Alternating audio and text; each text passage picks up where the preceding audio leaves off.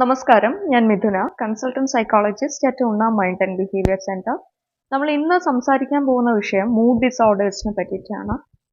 Mental health ഫീൽഡിൽ work ചെയ്യുന്ന വ്യക്തികളാണെങ്കിൽ അറിയുന്നുണ്ടാവും, ഒരു പേഷ്യന്റ് വരുമ്പോൾ നമ്മൾ ഫസ്റ്റ് അവിടെ MSE എടുക്കും, മെന്റൽ സ്റ്റേറ്റസ് എക്സാമിനേഷൻ. MSEയിൽ അവരുടെ ബോഡി ലാംഗ്വേജ്, ഫിസിക്കൽ അപ്പിയറൻസ് തുടങ്ങി ആ വ്യക്തിക്ക് തന്റെ അസുഖമായിട്ട് ഇൻസൈറ്റ് ഉണ്ടോ എന്നതുവരെ ഒത്തിരി കാര്യങ്ങൾ അസസ് ചെയ്യും. അതിലുള്ള ഒരു ഇമ്പോർട്ടൻറ്റ് കമ്പോണന്റ് ആണ് മൂഡ് എന്ന് പറയുന്നത്. മൂഡിനെ ഡിഫൈൻ ചെയ്യുന്നത് it's A total emotional experience of A person over A period of time എന്നാണ്. അതായത് നമ്മൾ സാധാരണ പറയുന്ന എനിക്കൊരു മൂഡില്ല അല്ലെങ്കിൽ എൻ്റെ മൂഡ് ശരിയല്ല എന്നുള്ളതിനെ സൈക്കോളജിയിൽ അഫക്റ്റ് എന്നാണ് പറയുന്നത്. അതായത് ആ സമയത്തുള്ള emotional state is called affect. And അത് കുറേ കാലം നീണ്ടു നിൽക്കുന്നതിന് നമ്മൾ മൂഡെന്ന് പറയും. ഈ മൂഡ് പല രീതിയിലായിട്ട് നമുക്ക് അസസ് ചെയ്യാം. Through observation, interview, medical history വെച്ചിട്ട്, അസസ്മെന്റ് ഫോംസ്, ഇൻവെന്ററീസ്, ടൂൾസ് എല്ലാം വെച്ചിട്ട് നമുക്ക് അസസ് ചെയ്യാൻ പറ്റും. It is mostly done by a psychiatrist, psychologist, nurse or a social worker. ഇതിൽ തന്നെ പല രീതിയിൽ നമുക്ക് അസസ് ചെയ്യാൻ പറ്റും. പല കമ്പോണൻസ് ഉണ്ട്. ഒന്നാമത്തെ സബ്ജക്റ്റീവ് റിപ്പോർട്ടിംഗ് ആണ്. സബ്ജക്റ്റീവ് റിപ്പോർട്ടിംഗ് എന്ന് വെച്ചാൽ നമ്മൾ ആ പേഷ്യന്റിനോട് ചോദിക്കും, how do you feel today, അല്ലെങ്കിൽ കഴിഞ്ഞ ഒരു 2 weeks ആയിട്ട് എന്താണ് ഫീൽ ചെയ്യുന്നത്, കഴിഞ്ഞ ഒരു 6 months ആയിട്ട് എങ്ങനെയാണ് മൂഡ് എന്നുള്ളത് ചോദിച്ച് അവരുടെ സബ്ജക്റ്റീവ് ആയിട്ടുള്ള ആൻസറുടെ പുറത്താണ് നമ്മൾ ആ ഒരു കൺക്ലൂഷനിലേക്ക് എത്തുന്നത്. അങ്ങനെയാണ് സബ്ജക്റ്റീവ് റിപ്പോർട്ടിംഗ് തയ്യാറാക്കുന്നത്. ദെൻ ഒബ്ജക്റ്റീവ് റിപ്പോർട്ടിംഗ് ഉണ്ട്. Through assessments, forms, inventories, questionnaires ഒക്കെ ആയിട്ട് അവരുടെ facial expression, body language, motor behaviour, gestures ഒക്കെ നോക്കിയിട്ട് അസസ് ചെയ്യുന്നതാണ്. ദെൻ മൂഡ് കോൺക്രുവൻസ് ഉണ്ട്. മൂഡ് കോൺക്രുവൻസ് എന്ന് പറയുന്നത് ആ വ്യക്തിയുടെ മൂഡും അവരുടെ എക്സ്പ്രഷൻ അതെങ്ങനെയാണ് പുറത്ത് എക്സ്പ്രസ് ചെയ്യുന്നത് എന്നുള്ളതും നമ്മൾ അലൈൻ ചെയ്യുന്നുണ്ടോ എന്ന് നോക്കുകയാണ്. For example, if a person is genuinely feeling happy inside, അത് ഒരു സ്മൈലിലൂടെയോ പോസിറ്റീവ് ബോഡി ലാംഗ്വേജിലൂടെയോ പുറത്ത് കാണിക്കുകയാണെന്നുണ്ടെങ്കിൽ we can see that the person is mood congruent എന്നുള്ളത്. ദെൻ മൂഡ് അപ്രോപ്രിയേറ്റ്നെസ് ഉണ്ട്. മൂഡ് അപ്രോപ്രിയേറ്റ്നെസ് എന്ന് വെച്ചാൽ ഒരു സിറ്റുവേഷൻ അനുസരിച്ചുള്ള മൂഡാണോ കാണിക്കുന്നത്. ഒരു ഹാപ്പി സിറ്റുവേഷനിൽ ഒരു അൺഹാപ്പി ആയിട്ട് ഇരിക്കുന്ന വ്യക്തിയാണെന്നുണ്ടെങ്കിൽ we can say that the mood is appropriate there. അപ്പോൾ ആ സിറ്റുവേഷൻ അനുസരിച്ച് അവരുടെ മൂഡിനെ അലൈൻ ചെയ്യാൻ പറ്റുന്നുണ്ടോ എന്നുള്ളതാണ് അവിടെ ചെക്ക് ചെയ്യുന്നത്. പിന്നെ റേഞ്ച് ഉണ്ട്. റേഞ്ച് എന്ന് പറയുന്നത് wide variety of emotions experience ചെയ്യാൻ പറ്റുന്നുണ്ടോ. സന്തോഷം, സങ്കടം, ദേഷ്യം, ഗിൽട്ട്, ഡിസപ്പോയിൻമെന്റ്സ്, റിഗ്രറ്റ്, ഗ്രീഫ്, അങ്ങനെ എന്തൊക്കെയാണ് അവരുടെ മൂഡിനെ ബാധിക്കുന്നത് എന്നുള്ളത് നോക്കുന്നതാണ്. ദെൻ ലെബിലിറ്റി ഓഫ് മൂഡ് ഉണ്ട്. അതായത് അഫക്റ്റ് ഇൻകോണ്ടിനൻസ് എന്നും പറയും.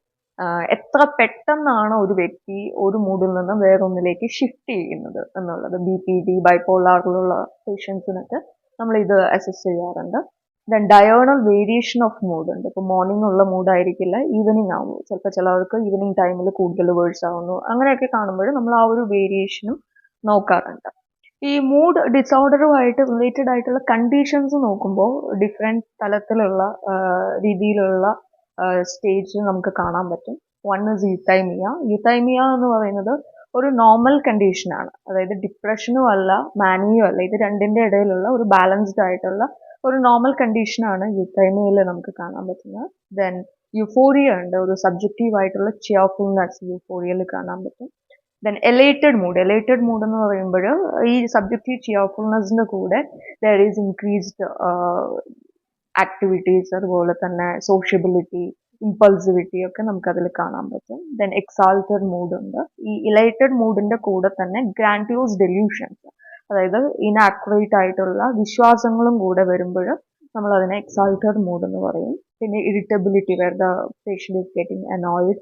അജിറ്റേറ്റഡ് മൂഡ് ഉണ്ട്. അതായത് ഇറിറ്റബിലിറ്റിയുടെ കൂടെ അവരുടെ കോൺസ്റ്റന്റ് ആയിട്ടുള്ള കുറേ കാലം നീണ്ടു നിൽക്കുന്ന വരി വിത്ത് ഫിജറ്റിങ് ഒക്കെ വരുമ്പോഴാണ് നമ്മൾ അജിറ്റേറ്റഡ് എന്ന് പറയുന്നത്.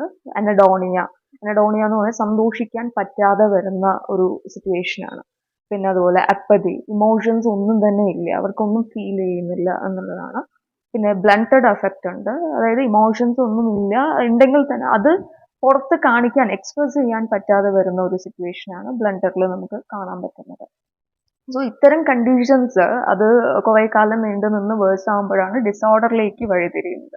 ഇതുമായിട്ട് റിലേറ്റഡ് ആയിട്ടുള്ള ഡിസോർഡേഴ്സ് നോക്കുകയാണെന്നുണ്ടെങ്കിൽ മേജറായിട്ടും വരുന്ന ഡിപ്രഷൻ തന്നെയാണ്. മേജർ ഡിപ്രസീവ് ഡിസോർഡർ എന്ന് പറയും. അതായത് ഒന്നിനോടും താല്പര്യമില്ലായ്മ, ഭയങ്കരമായിട്ടുള്ള വിഷമം, ഹോപ്പ്ലെസ്നെസ്, ഹെൽപ്ലെസ്നെസ്, വെർത്ത്ലെസ്നെസ് ഫീലിങ്സ് ഒക്കെ ഡിപ്രഷനിൽ നമുക്ക് കാണാം. പിന്നെ ബൈപ്പോളാർ ആണ്. ബൈപ്പോളാർ എന്ന് പറയുമ്പോൾ ഡിപ്രഷനും മാനിയയും മാറി മാറി വരുന്നു. മാനിയ എന്ന് പറയുമ്പോൾ ഡിപ്രഷന്റെ തന്നെ ഒരു opposite, increased activities, high energy, ഭയങ്കര സന്തോഷമുള്ള ഒരു സ്റ്റേജ് ആണ്. ഇത് സൈക്കിൾസ് ആയിട്ട് മാറി മാറി വരുമ്പോഴാണ് നമ്മൾ ബൈപ്പോളാർ, രണ്ട് പോൾസ് ആണ്, മൂഡിന്റെ രണ്ട് തലങ്ങളായിട്ട് നമുക്കതിനെ ഡിഫൈൻ ചെയ്യാൻ പറ്റും. ദെൻ ഡിസ്തൈമിയ എന്ന് പറയും. ഡിസ്തൈമിയ എന്ന് പറയുമ്പോൾ ഒരു ഡിപ്രഷന്റെ തന്നെ സിംറ്റംസ് പെർസിസ്റ്റന്റ് ഡിപ്രസീവ് ഡിസോർഡർ എന്നും പറയും. പക്ഷെ മേജർ ഡിപ്രസീവ് ഡിസോർഡറിന്റെ അത്രയും സീവിയർ അല്ല ഇതിലുള്ള സിംറ്റംസ്. ഒരു മൈൽഡ് ഡിപ്രസീവ് സിംറ്റംസ് കുറെ കാലത്തേക്ക് പെർസിസ്റ്റ് ചെയ്യുമ്പോഴാണ് നമ്മൾ അതിന് പെർസിസ്റ്റന്റ് ഡിപ്രസീവ് ഡിസോർഡർ അഥവാ ഡിസ്തൈമിയ എന്ന് പറയുന്നത്. പിന്നെ സൈക്ലോതൈമിയ ഉണ്ട്. സൈക്ലോതൈമിയ എന്ന് പറയുന്നതും ഡിപ്രഷന്റെയും മാനിയയുടെയും സിംറ്റംസ് മാറി മാറി വരുന്നതാണ്. ഹൈപ്പോമാനിയ വിത്ത് മൈൽഡ്, ഇവിടെ അത്രയും സീവിയർ ആയിരിക്കില്ല സിംറ്റംസ്, ഒരു മൈൽഡ് ഡിപ്രസീവ് സിംറ്റംസ് വിത്ത് മൈൽഡ് മാനിയ, ഹൈപ്പോമാനിയയിലാണ് നമുക്കിത് കാണാൻ പറ്റുന്നത്. ആൻഡ് അത് കൂടാതെ ഇപ്പോൾ പ്രീമെൻസ്ട്രൽ ഡിസ്ഫോറിക് ഡിസോർഡർ ഉണ്ട്, മെൻസ്ട്രേഷന് മുന്നേ വരുന്ന മൂഡ് ഡിസ്റ്റർബൻസസ്. അതുപോലെ postpartum depression after giving birth, അച്ഛനും അമ്മയിലും ഡിപ്രസീവ് സിംറ്റംസ് കാണാനുള്ള ചാൻസസ് ഉണ്ട്. അതുപോലെ സീസണൽ അഫക്റ്റീവ് ഡിസോർഡർ ഉണ്ട്, കാലത്തിനനുസരിച്ച്. ഫോർ എക്സാമ്പിൾ ഇപ്പോൾ വിന്റർ ബ്ലൂസ്, വിന്റർ സമയത്തൊക്കെ കാണുന്ന ആ ഒരു ഡിപ്രസീവ് സിംറ്റംസ് ഒക്കെ സീസണൽ അഫക്റ്റീവ് ഡിസോർഡറിൽ നമുക്ക് കണക്കാക്കാൻ പറ്റും. സോ ഇതൊക്കെയാണ് ഡിസോർഡേഴ്സ്. ഇതെല്ലാം തന്നെ ഡീറ്റെയിൽ ആയിട്ട് നമ്മൾ മുന്നേ വീഡിയോ ചെയ്തിട്ടുണ്ട്. ഇത് ജസ്റ്റ് ഈ വീഡിയോയിലൂടെ ഇതിന്റെ ലക്ഷണങ്ങളും അതിലുണ്ടാവുന്ന വ്യത്യാസങ്ങൾ, മൂഡിലുണ്ടാവുന്ന വ്യത്യാസങ്ങൾ എങ്ങനെയാണ് ഒരു ഡിസോർഡറിലേക്ക് വഴിതിരിയുന്നത് എന്നുള്ളതാണ് നമ്മൾ ഡിസ്കസ് ചെയ്തത്. Thank you.